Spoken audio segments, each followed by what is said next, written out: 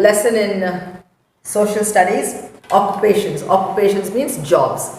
Now you see many people working here in the market, selling fruit, vegetables, fish, chicken, mutton.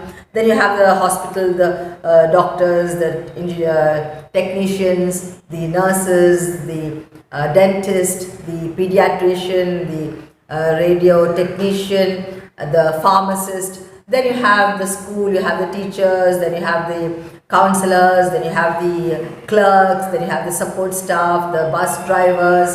So many people doing so many different types of jobs. So let's go on to the lesson occupations on page 229. First one, what do your parents do? Now some of your parents may be working in the hospital, some in the shop, some in the train, some in the bus, different type of jobs, isn't it? So that you have to write. Are they doctors, teachers, bankers, lawyers, architects, engineers, or business people?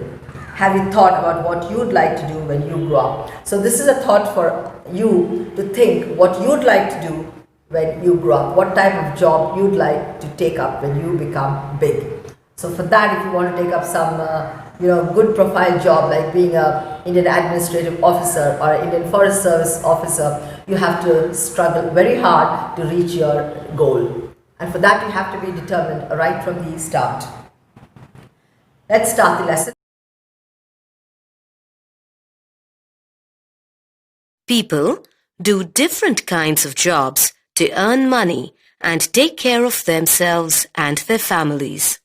Any work done to earn money is called an occupation. Some jobs require special skills. Art of weaving, pottery, and tailoring do require training. Some occupations need formal training to acquire special skills from an institute or a college. These occupations are called professions. Doctors, engineers, teachers, lawyers, architects, pilots, and others who follow such professions are called professionals. Some jobs like washing dishes, selling vegetables, and washing clothes may not require any specialized skills. Now, let's look at some occupations of the people around us. A weaver weaves cloth on a loom. Weavers use a variety of colorful threads to weave different types of fabrics.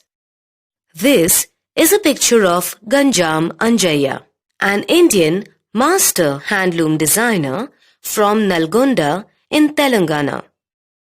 He received the Padma Shri Award from the Government of India for his outstanding contribution to the development of tie and dye handloom products. A potter makes beautiful pots on the wheel with clay, knife, and fine wires. The pots are then carved and painted to make them more attractive, colorful, and beautiful. This beautiful bubble head toy is called Tanjore doll. It is a traditional art practiced in Tanjore district in Tamil Nadu. Many families in Tanjore are into this business of making Tanjore dolls. A skilled embroiderer uses needle and colorful threads and sews a variety of beautiful designs to decorate clothes. Lucknow's chikankari, a traditional embroidery style, is admired by people all over the world.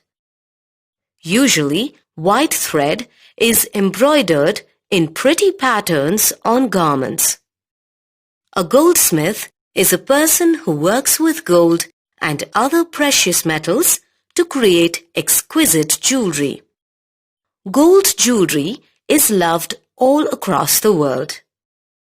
India is well known for its exclusive jewelry. Each state of India has different jewelry trends depending on particular cultural association. A sculptor is an artist who shapes and fashions objects to make sculptures. One of the most famous sculptors, named Michelangelo, lived in the 16th century. Take a look at some of his work. A driver drives a vehicle safely by following all the traffic rules. Venkadara Sarita is the first woman bus driver of Delhi Transport Corporation. She was appointed in April 2015. A pilot flies an aeroplane. They take us to our destination safely. Sarla Thakral was the first Indian woman to fly an aircraft. She earned an aviation pilot license at the age of 21 in 1936. A beautician uses a variety of beauty products to groom people and make them look beautiful.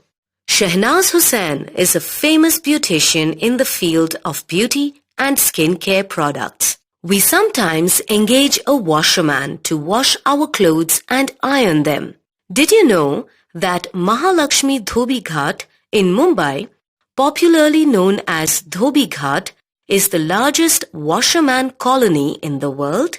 Hundreds and thousands of clothes are washed here daily. A doctor cures people who are sick or suffering from an injury. It takes many years of formal training and education to become a doctor. Balamurli Ambati is an Indian American who became a doctor at the age of 17. He became the world's youngest doctor in 1995. Believe it or not, at the age of 11, he graduated from high school. All of us know our teachers. Did you know that Dr. Sarvepalli Radhakrishnan, the first vice president and the second president of our country, was first and foremost a teacher? We celebrate Dr. Radhakrishnan's birthday as Teachers' Day in India. Art, music, filmmaking and sports require talent, skill as well as training. For many people, these have become a profession. Nowadays, there are many occupations that you can take up which are fun and enjoyable. So, what do you want to do when you grow up? People have various occupations. They work as teachers, doctors, engineers, lawyers, scientists, journalists, photographers, fashion designers, etc. and do many other jobs in various fields. So people work in different places with different types of jobs. Now coming to agriculture, that is farming, growing crops, that is the chief occupation of India. Many people in India are involved in this agriculture as farmers, doing farming in their own land. That is why we are able to get the food on our table because of these farmers. More than 3/4 of India's population lives in villages and most of them depend on farming for their livelihood. Agriculture includes not only the cultivation of food, crops, fruits and vegetables, but also the growing of cash crops such as tea, coffee, sugarcane, rubber, jute and cotton. So agriculture means not only growing rice, wheat and vegetables, but also cash crops like tea, jute, cotton, coffee. Now why these are called cash crops is because they are exported and India gets money in return. So that is why these crops bring cash to the country or money to the country, finance to the country, and that is why they are known as cash crops. Closely related to agriculture is animal husbandry. Animal husbandry means keeping cows and goats and sheep and other livestock.